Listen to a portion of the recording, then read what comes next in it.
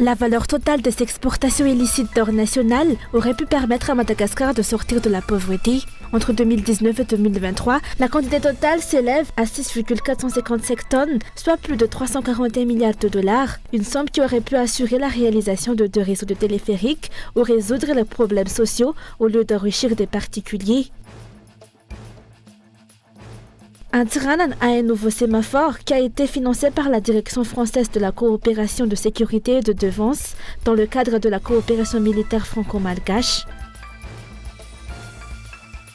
Dans l'actualité internationale, un nouveau contingent de 200 policiers kenyans arrive en Haïti pour participer à une mission internationale destinée à rétablir la sécurité dans le pays des Caraïbes en proie à la violence des gangs.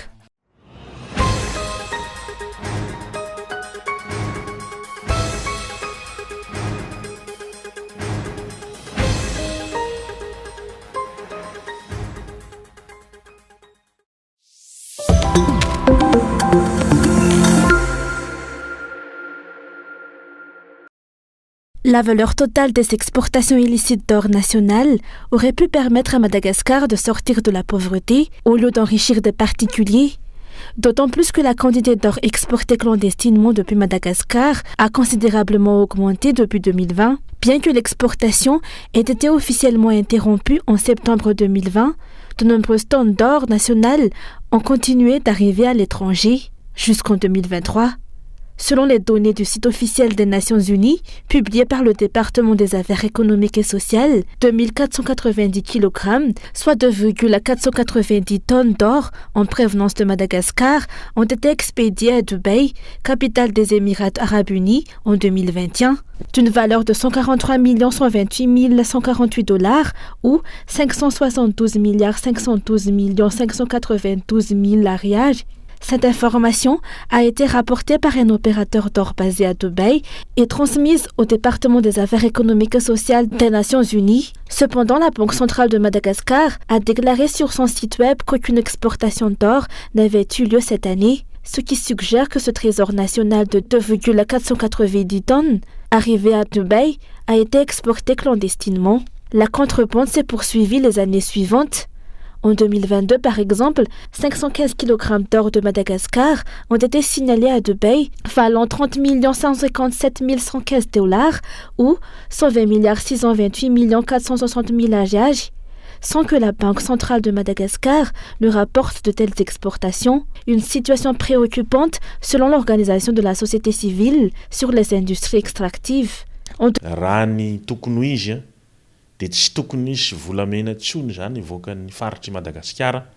Officiellement, il n'y a plus d'exportation d'or en provenance de Madagascar. Pourtant, les rapports indiquent qu'en 2021, 2490 kg d'or ont été exportés vers les Émirats arabes unis et en 2022, plus de 500 kg ont suivi. Une situation surprenante, car elle indique que malgré la suspension officielle de l'exportation, de l'or continue à être exporté clandestinement et c'est indiqué dans les rapports.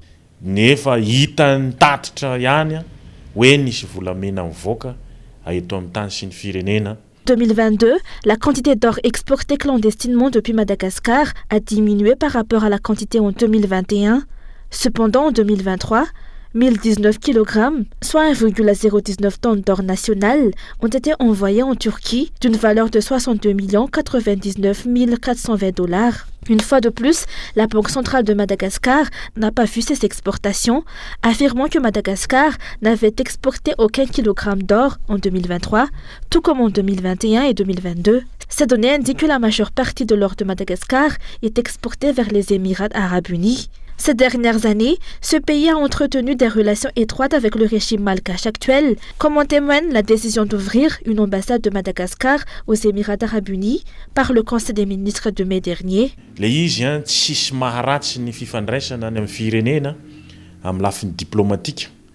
Sur le plan diplomatique, il n'y a aucun mal à entretenir des relations avec de tels pays si cela sert les intérêts du peuple malgache. Cependant, il est crucial de maintenir des garde-fous, surtout en ce qui concerne les contrebandes illicites d'or, espérant que l'amélioration et le renforcement de la coopération avec les Émirats arabes unis, notamment Dubaï, sera bénéfique pour la majorité. Dubaï est un pays renommé, mais nous savons que c'est là où se trouve la majorité de notre or exporté. any ny ankabiazan'ireo ataoko hoe volamena zay aondrana atsika. Les relations entre Madagascar et les Émirats arabes unis sont au point fixe, mais quels en sont les bénéfices pour le peuple malgache? Si le régime Radziwiłł est vraiment prêt à lutter contre la contrebande illégale d'or, pourquoi ne demande-t-il pas aux dirigeants des Émirats arabes unis l'identité des opérateurs qui ont reçu l'or de Madagascar, ne serait-ce que pour les 3 dernières années? Ainsi, la découverte des noms de ceux qui font sortir l'or du pays s'en suivra. Si tel est le cas, il est certain que la relation entre les deux pays est dans l'intérêt du peuple malgache et non dans l'intérêt de particuliers, selon les soupçons qui planent actuellement. Les trafics d'or national ne datent pas seulement de 2020, mais existent depuis de nombreuses années, comme le montre le chiffre sur le site officiel des Nations Unies, publié par le département des Affaires économiques et sociales. Par exemple, en 2019, selon les données des Nations Unies, 3291 kg, soit 3,291 tonnes d'or en provenance de Madagascar, ont été envoyés à Dubaï. En revanche, l'exportation légale, telle que rapportée par la Banque centrale de Madagascar pour la même année, était inférieure, soit 2100 kg ou 2,100 tonnes, un écart de 1191 kg, soit 1,191 tonnes, d'une valeur de 48 950 100 $, soit 195 milliards 800 400 000 AGH ou 979 milliards FMC. En termes simples, 1191 tonnes d'or ont été exportées clandestinement en 2019. En 2020, la contrebande a atteint 1280 kg, soit 1,280 tonnes, d'une valeur de 57 472 000 $ ou 229 888 millions AGH, des sommes qui ont enrichi les poches des individus impliqués dans ce commerce illégal. En observant les données des Nations Unies et celles de la Banque centrale de Madagascar, il est clair que le rythme de la contrebande d'or a augmenté au cours des 6 dernières années. En 2018, 12% de l'or exporté depuis Madagascar l'a été clandestinement, soit les 394 kg sur 3394 kg exportés. Cette proportion a augmenté de 36% en 2019, où 1191 kg sur 3291 kg ont été exportés clandestinement. En 2020, 46% des exportations a été fait de manière illicite. Un chiffre qui est passé à 100% lorsque l'État a suspendu les exportations légales à partir de septembre 2020, une décision censée freiner la contrebande mais qui semble avoir favorisé les activités illicites. Face à cette augmentation alarmante de la contrebande, la société civile alerte les responsables à tous les niveaux. Il est soupçonné que sur les 15 tonnes d'or par an prévues par les dirigeants pour être exportées, seulement 1 tonne sera exportée légalement et bénéficiera à Madagascar, le reste étant exporté clandestinement par des contrebandiers. Le ministère de tutelle s'est fixé comme objectif depuis mars 2024 d'exporter 15 tonnes d'or par an, espérant que cette exportation ne soit pas réalisée illicitement et que ce ne soient pas les rapports étrangers qui nous informe de la quantité exacte, alors que notre rapport local ne mentionnerait qu'1 tonne. Une telle situation serait une honte pour l'État malgache. Face à la recrudescence de la contrebande d'or et à l'absence d'intervention tangible, de nombreuses questions préoccupent les observateurs. L'une d'entre elles est la suivante. La suspension de l'exportation légale depuis septembre 2020 visait-elle à favoriser les contrebandiers pour générer des profits importants? Cette question se pose d'autant plus que l'exploitation minière locale n'a pas été interrompue, même s'il était évident que tout leur extrait ne sera pas écoulé sur le marché intérieur. Pourquoi le régime Radziwiłł emprisonne-t-il les petits exécutants surpris en train de faire de la contrebande d'or en kilos, tandis que les véritables instigateurs, les gros poissons, ne sont jamais inquiétés? La valeur de l'or exporté clandestinement, qui est entrée dans les poches de particuliers, aurait pu sortir le peuple malgache de la pauvreté. Entre 2019 et 2023, la quantité totale d'or exportée clandestinement s'élève à 6 455 kg, soit 6,455 tonnes, représentant une valeur de 341 806 783 $. Cette somme équivaut déjà à la moitié de l'argent que nous recevrons du FMI en 3 ans, dans le cadre du Fonds élargi de crédit, soit 663 millions de $. Avec les profits de l'exportation illicite d'or, les contrebandiers auraient pu non seulement construire un téléphérique à Tananarive, mais aussi dans une autre ville. Actuellement, le pays est endetté de 166 millions de $ pour le téléphérique, tandis que les contrebandiers ont gagné 341 millions de $, ce qui signifie qu'ils auraient pu financer non seulement un mais plusieurs réseaux de transport par câble. De plus, seulement la moitié de cet argent aurait suffi. Cependant, ce sont les malgaches ordinaires qui doivent rembourser la dette du téléphérique pendant au moins 14 ans, une somme que certains particuliers pourraient réunir en seulement 2 ans. En conclusion, le développement du pays est possible si les dirigeants montrent une volonté réelle d'établir l'état de droit, où tous ceux qui enfreignent la loi sont tenus responsables, quel que soit leur statut. Si cela devient réalité, Madagascar pourra véritablement se développer.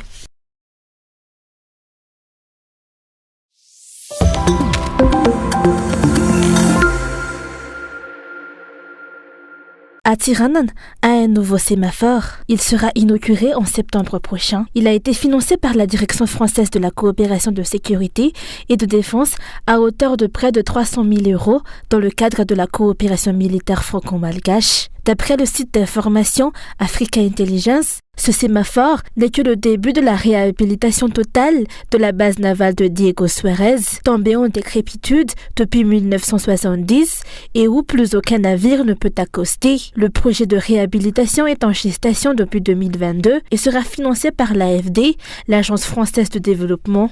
Pour le moment, sa réalisation nécessite l'aval d'un jet d'huile et la feuille de route y afférent doit encore passer en Conseil des ministres en septembre. Africa Intelligence précise que le schéma de financement prévoit d'abord une subvention de 5 millions € pour les premiers travaux. Il est ensuite prévu que la France accorde un prêt de 40 à 45 millions € pour l'extension des capacités du port de commerce. La construction d'une route d'environ 2 km entre la ville de Diego Suarez et le port est ainsi prévue, ainsi que le retrait de 8 épaves de bateaux français datant de l'opération Ironclade en 1942, au cours de laquelle les troupes britanniques avaient repris Madagascar aux troupes françaises de Vichy. L'intérêt de la France s'explique en partie par la situation géographique de la base navale, indique Africa Intelligence.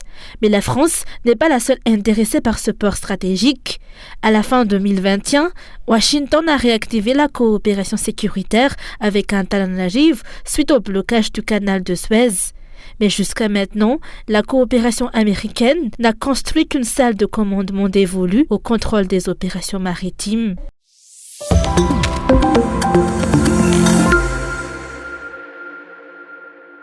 Aucun développement n'a impacté la vie du peuple malgache au cours des 6 dernières années sous l'administration du Premier ministre Christian Tse et du président Ajadwin. Tous les indicateurs de pauvreté qui sont dans le rouge pour Madagascar le reflètent si l'on se réfère aux chiffres publiés par les organisations internationales au cours des 5 dernières années. La reconduction de Christian Tse en tant que Premier ministre est ainsi discutable vu qu'il n'a visiblement aucune volonté de développer le pays, a déclaré aujourd'hui le parti HVM.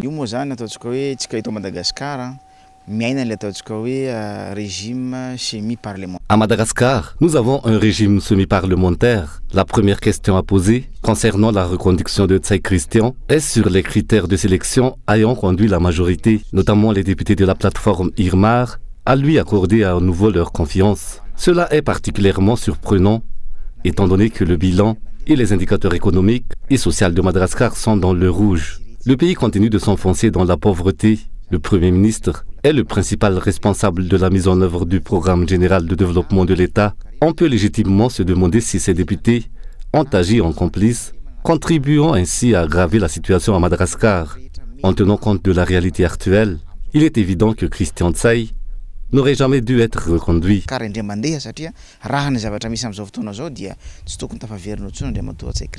Il y a peu d'espoir que le nouvel gouvernement soit en mesure de sortir le peuple malgache de cette pauvreté extrême, ont affirmé les membres du parti MFM ou Ptulawanfanchusum Madagascar. La composition du gouvernement semble motivée uniquement par l'amour du pouvoir, sans une politique de développement claire à l'horizon.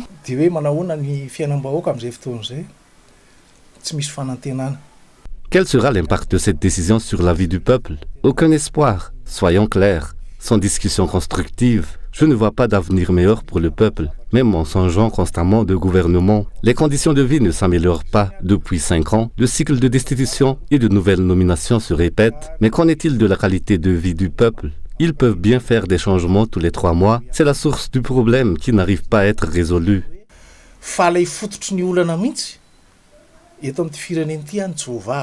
Rappelons qu'à l'Assemblée nationale, il y a 84 députés de l'IRMAR, 51 indépendants, 21 du Frasakine, 4 de la FIVOI, 1 du collectif An Malagasy, 1 du parti GGMP et 1 du parti Vert. La majorité parlementaire avait proposé Christian Tsay comme candidat au poste de Premier ministre et jouera également un rôle déterminant dans la composition du nouveau gouvernement. La mise en place du nouveau gouvernement est attendue au cours de ce mois de juillet.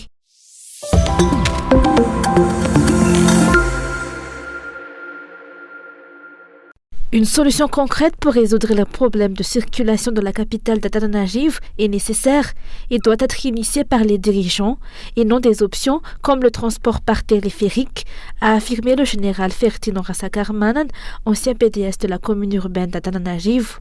Selon lui, le transport par bus, avant d'être source de revenus, est un service public destiné à transporter les habitants. Il a souligné que le projet de 1000 bus, conçu pour résoudre les problèmes de transport dans la capitale, n'a jamais été mis en œuvre.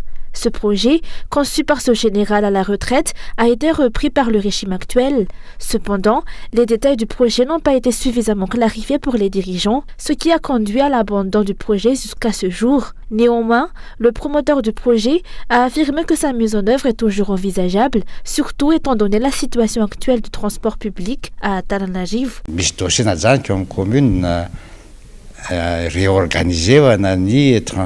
J'avais laissé un dossier auprès de la commune pour la réorganisation du transport urbain à Antananarivo. L'idée était de créer une société de transport autonome dans la capitale, équipée de véhicules classe, propres, bien entretenus et capables de transporter un grand nombre de personnes.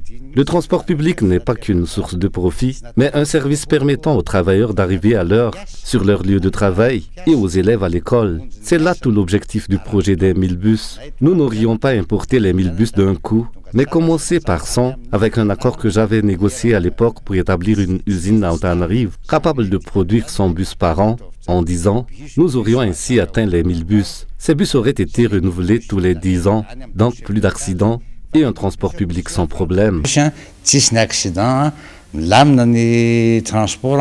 Ce projet permet de coordonner le transport dans la capitale et peut aussi bénéficier à tous les acteurs impliqués.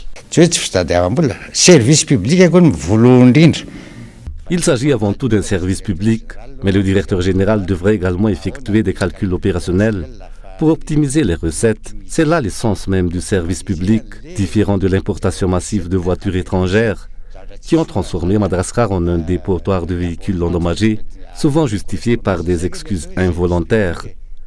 Un véritable service public place le bien-être du peuple en priorité, assurant la sécurité et la ponctualité. À l'étranger, on observe par exemple que les bus sont gratuits le week-end. Bien sûr, je ne propose pas d'atteindre ce niveau immédiatement, mais nous pouvons y tendre dans la facilitation du transport public à Antananarivo. La mise en œuvre de ce projet favorisera également la création d'emplois pour les jeunes qualifiés en mécanique. Il est plus viable de résoudre le problème de la circulation de cette manière plutôt que d'opter pour le transport par câble qui ne sera pas accessible pour la majorité des Malgaches et ne résoudra pas efficacement le problème de la circulation. Surtout que la réalisation du projet ne fait qu'endetter encore plus les Malgaches jusqu'aux générations futures.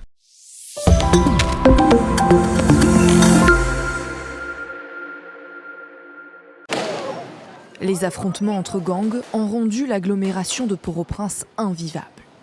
Mais de nouveaux renforts sont arrivés dans le pays mardi pour prêter main forte aux forces de sécurité locales. 200 policiers kenyans supplémentaires dans le cadre de la mission internationale destinée à rétablir la sécurité sur l'île des Caraïbes. Nous comptons sur votre soutien. La police nationale d'Haïti travaille déjà avec le premier contingent kényan et nous continuons à récolter les fruits de nos efforts conjoints qui visent à permettre à Haïti de retrouver sa stabilité et de devenir une puissance économique. Depuis la fin juin, 400 policiers kenyans ont donc rejoint les rangs de la mission, soutenus par l'ONU sur les 1000 annoncés par Nairobi. Le Bangladesh, le Bénin, le Tchad, les Bahamas et la Barbade doivent également se joindre au contingent qui devrait compter à terme 2500 personnes et durer un peu moins d'1 an. Les États-Unis, de leur côté, excluent toujours la possibilité d'une intervention américaine en Haïti, tout en lui apportant un soutien financier et logistique.